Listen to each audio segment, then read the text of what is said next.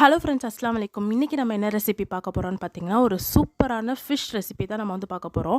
வேறு ஒன்றும் இல்லை, ஃபிஷ் 65 தான் பார்க்க போகிறோம். அதாவது ஃபிஷ் வறுவல். அதாவது நம்ம நார்மலாக ஃபிஷ் பண்ணுற மாதிரி இது வந்து பண்ண போகிறதில்ல, கொஞ்சம் டிஃப்ரெண்ட்டாக. அதாவது சிக்கன் 65லாம் எப்படி இருக்கும் அதை மாதிரி நம்ம வந்து பண்ண போகிறோம். அதாவது ஃபிஷ்ஷே பிடிக்காதவங்க கூட கண்டிப்பாக வந்து இந்த மாதிரி நீங்கள் செஞ்சு கொடுத்தீங்கன்னா கண்டிப்பாக வந்து சாப்பிடுவாங்க. இந்த வீடியோ வந்து ஃபுல்லாக ஸ்கிப் பண்ணாமல் நீங்கள் வந்து பாருங்கள். அப்போ தான் வந்து உங்களுக்கு புரியும் நான் எப்படி செய்கிறதுன்னு. நான் அதுக்காக கண்ணாடி பாறை மீன் தான் வந்து எடுத்திருக்கேன். இது பார்த்திங்க அப்படின்னா ஒரு மாதிரி சில்வர் கலரில் இருக்கும். அதில் வந்து நீங்கள் இந்த மாதிரி நடுவில் வந்து கத்தியால் வந்து கோடு போட்டுக்கோங்க. 2 பக்கமும் வந்து கோடு போட்டுக்கோங்க. அப்போ தான் மசாலாலாம் உள்ளே வந்து இறங்கும். இப்போ நம்ம மசாலா பண்ணுறதுக்கு மிளகாத்தூள் வந்து 2 டேபிள் ஸ்பூன் எடுத்திருக்கேன். அடுத்து சோம்புத்தூள் பார்த்தீங்கன்னா 1 ஸ்பூன் வந்து எடுத்திருக்கேன். மஞ்சத்தூள் வந்துட்டு 1 ஸ்பூன் தான் நான் வந்து யூஸ் பண்ணியிருக்கேன். இது கூட சேர்த்து பெப்பர் பார்த்தீங்க அப்படின்னா அதுவும் வந்துட்டு 1 டீஸ்பூன் வந்து நான் யூஸ் பண்ணியிருக்கேன். இப்போ இஞ்சி பூண்டு பேஸ்ட் பார்த்தீங்க அப்படின்னா அதுவும் வந்துட்டு 1 ஸ்பூன் வந்து நான் யூஸ் பண்ணியிருக்கேன். இப்போ வந்து உப்பு வந்து பார்த்தீங்க அப்படின்னா 1 ஸ்பூன். இதுவே கரெக்டாக இருக்கும் உங்களுக்கு.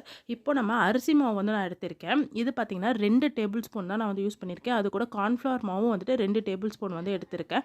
இப்போ வந்து எலுமிச்சப்பழ சாறு வந்து எடுத்திருக்கேன். அது பார்த்தீங்க அப்படின்னா பாதி எலுமிச்சப்பழத்தோட சாறு யூஸ் பண்ணியிருக்கேன். இதை ஃபஸ்ட்டு நல்லா வந்து கையால் வந்து மிக்ஸ் பண்ணுங்கள். ஸ்பூன் வச்சு மிக்ஸ் பண்ணவே பண்ணாதீங்க. அப்போ வந்து உங்களுக்கு அது வந்து அங்கங்கே கட்டி கட்டியாக போயிடும். அதுவும் இல்லாமல் வந்துட்டு அந்த கையால் பண்ணும்போது டேஸ்ட் வரும். இப்போ 1/2 கப்பு தண்ணி நான் வந்து ஊற்றி மறுபடியும் வந்து நல்லா மிக்ஸ் பண்ணுறேன்.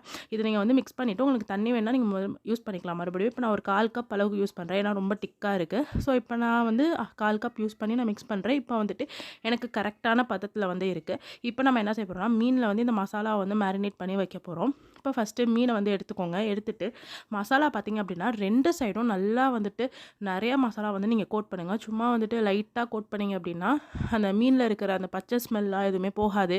ப்ளஸ் வந்து ஃபிஷ் வந்து அந்த அளவுக்கு டேஸ்ட்டாகவும் இருக்காது. நீங்கள் அதனால் நல்லா எல்லா பக்கமும் கோட் பண்ணுங்கள். அப்புறம் வந்து மெயினாக அந்த நம்ம கோடு போட்டிருக்கோம் இல்லையா கத்தியால், அதுலேயும் நீங்கள் வந்துட்டு மசாலா வந்து நல்லா கையை வச்சு உள்ளே வந்து நீங்கள் கோட் பண்ணுங்கள். அப்போ தான் வந்துட்டு அந்த மசாலா வந்து ஃபுல்லாக ஃபிஷ் வந்து உள்ளே வந்து இறங்கும். இல்லைனா வந்துட்டு உள்ளெல்லாம் மசாலா எதுவுமே இல்லாமல் அப்படியே வந்து ஒரு மாதிரி பச்சையாக இருக்கும். ஸோ இப்போ வந்து நான் மேரினேட் பண்ணிவிட்டேன். இது ஒரு 20 நிமிஷம் ஊற வச்சிடலாம். இப்போ நான் வந்து எண்ணெய் வந்து ஊற்றிக்கிறேன். எவ்வளோ எண்ணெய் வந்து ஊற்றுறேன்னு பார்த்தீங்க அப்படின்னா, நம்ம வந்து நார்மலாக மீன் பொரிக்கிறதுக்கு சும்மா லைட்டாக தான் ஊற்றுவாங்க, நிறையா யூஸ் பண்ண மாட்டோம். ஸோ இதுக்கு பார்த்திங்க அப்படின்னா நம்ம எப்படி சிக்கன் 65 பொரிப்போம் இல்லையா, அந்த அளவுக்கு நம்ம வந்து ஆயில் வந்து கொஞ்சம் நிறையா தான் யூஸ் பண்ணணும். அப்போ தான் நல்லாயிருக்கும், அதே டேஸ்ட் வந்து நம்மளுக்கு கிடைக்கும். இப்போ ஆயில் நல்லா சூடானதோட நான் ஃபிஷ்ஷை வந்து எடுத்து அதில் வந்து போடுறேன். இப்போ பாருங்கள், அது போட்டதோடே அது எப்படி பொரியுது பார்த்தீங்களா? இந்த மாதிரி உங்களுக்கு இருக்கும் போது தான் அந்த ரியல் டேஸ்ட், அதாவது சிக்கன் 65 இருக்கு இல்லையா, அதே டேஸ்ட் வந்து உங்களுக்கு கிடைக்கும். ஸோ நீங்களும் அதே மாதிரி போடுங்க. ப்ளஸ் வந்துட்டு மீடியம் ஃப்ளேமில் வச்சு வந்து பொரிங்க. ஹை ஃப்ளேமில் வைக்காதீங்க, வச்சிங்கன்னா கருகி போயிடும். இப்போ நான் வந்து நல்லா வெந்துருச்சு. அது பார்த்திங்கன்னா கீழே ஃபுல்லாக ப்ரௌன் ஆயிடுச்சு. ஸோ நான் நெக்ஸ்ட் சைடு வந்து நான் திருப்புறேன்.